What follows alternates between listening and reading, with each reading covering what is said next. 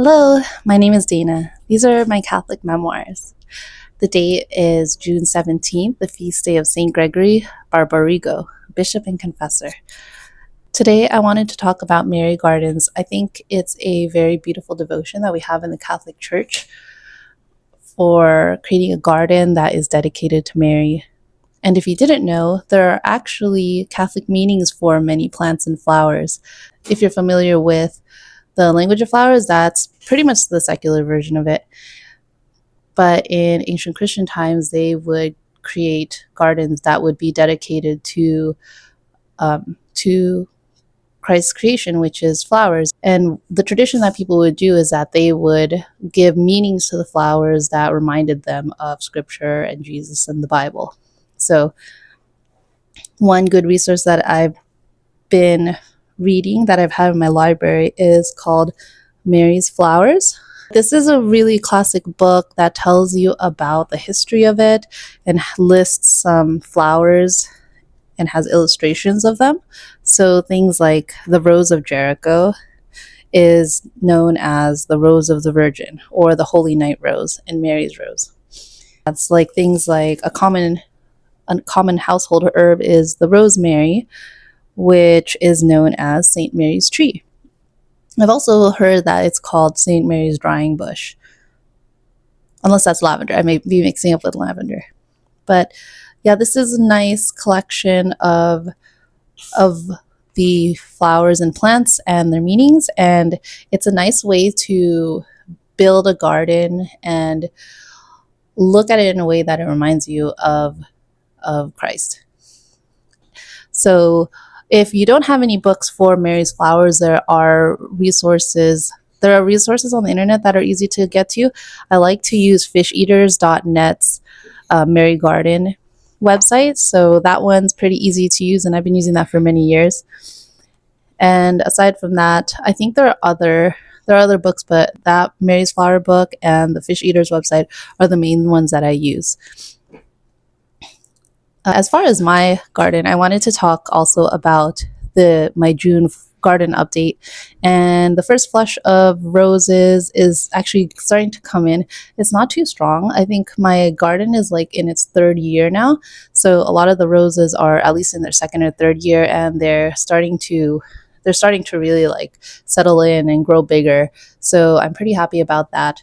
But unfortunately, the roses look like they definitely got hit with disease, because where I live it's really foggy and very misty. So it's very common for them to get mildew and rust and black spots. So I kind of expect the plants to get some sort of disease throughout the year, or every year really, because we just live in a place that is so easy for plants to get diseases.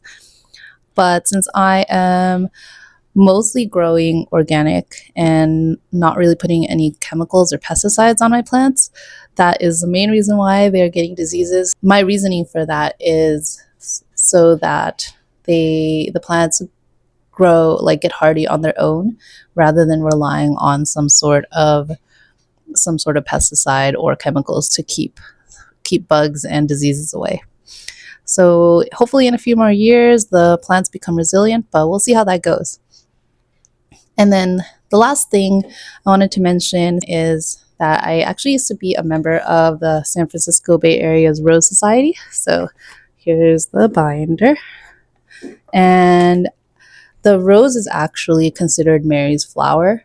What really got me motivated to make Mary's Garden was because I really love roses to begin with. And joining the Rose Society in San Francisco helped me to better my understanding of how to care for roses. So in June, they give us a calendar in here that tells us what to do for every month. So in June, they recommend that we look at the basil shoots and make sure to cut them off. They're usually called suckers, and afterwards is maintaining the watering.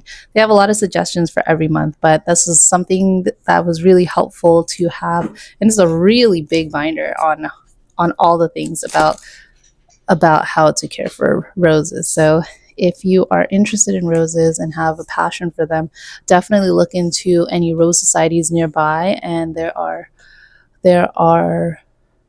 like Rosarians, they call them Rosarians. They're rose experts that actually take an exam to get the title, and there are people in the community that just share their knowledge and help people who want to learn about roses. I think one day I actually want to become a Rosarian, so that would be something really cool. But aside from that, I'm pretty happy with how the garden is looking. The weather is starting to get really nice, and we'll just see. We'll hope that the rest of the flowers are coming in, because I think there's a little bit more to go before the first flush is over. So a lot of the blooms are just starting. So I'll keep you guys posted in the next month on the Mary Garden. Until then, have a blessed day. Thank you for watching. Bye.